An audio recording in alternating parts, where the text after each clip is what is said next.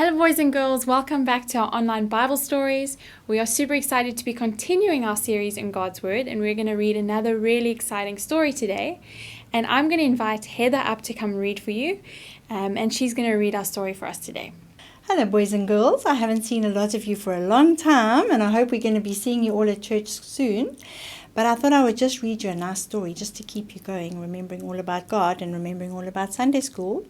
So today's story is called God's Promise Remains. Now, what does the word remains mean? It means that God's promise stays the same and it keeps going, and it doesn't just go away. Just because we don't see God anymore, it doesn't mean that his promises are not still real.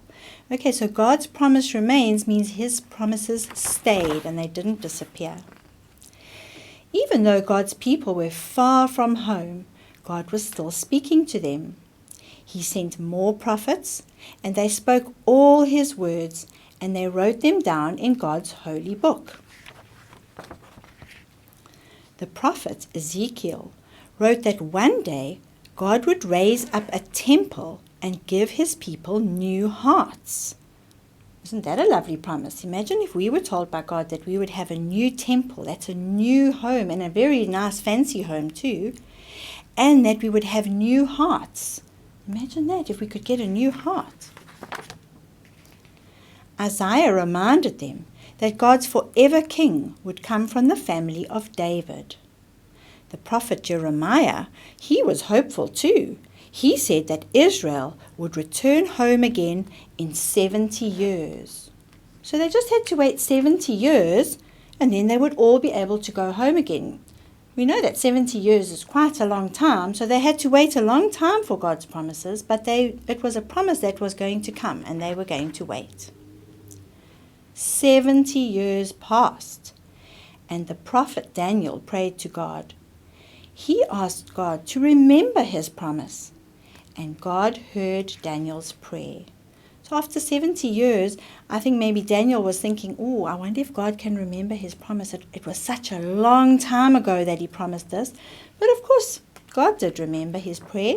And I'm sure even if Daniel hadn't prayed to him, he would have still carried out his promise, because that's what God does. Finally, God's people went home to Jerusalem. They returned to their land.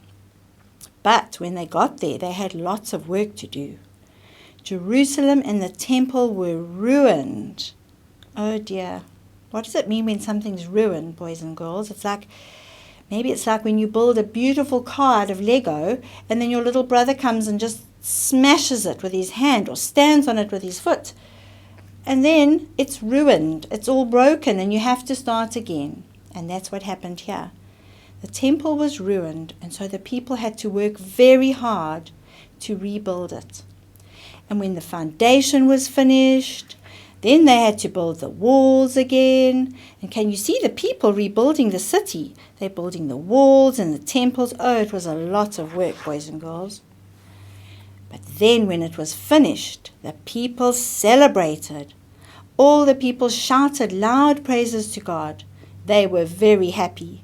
With trumpets and cymbals, they sang to God. We know cymbals make a lot of noise when you clang the cymbals, and trumpets, so they were making loud noises to God.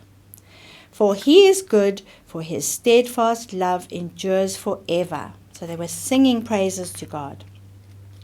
But some of the older men were very sad. They cried.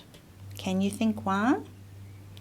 They cried because they remembered that Solomon had built a beautiful temple long ago, a really beautiful temple. And they knew that even though Israel had built this temple as nicely as they could, it was never going to be completely as beautiful a place for God as the old temple had been that Solomon had built. So some of the people were sad. Look at these men crying, shame. They also cried because they still longed for God's forever king to come. God had promised the forever king was coming, but he hadn't come yet. But we know when God promises something, it will come. So boys and girls, I hope you enjoyed that story. And there's a lesson that we can really learn from that story about God. When God makes a promise, he never gives up on his promise. He never doesn't come through with his promise. He promises something, and then you can wait and wait. You might wait a very long time for him to do what he said, but he will always do what he said. He'll always do it, and you can be sure of that. Some of those people had to wait 70 years for their promises to come true, but they will come true. So don't ever give up on God's promises. And remember to keep speaking to him, keep praying. Remember, some of those people had kept praying and praying to God. Even after 70 years, they were still praying. But in the end, his promises will come true. So never stop praying and never stop knowing that God's promises are definitely going to come true. Thank you, boys and girls. Hope to see you soon. Bye.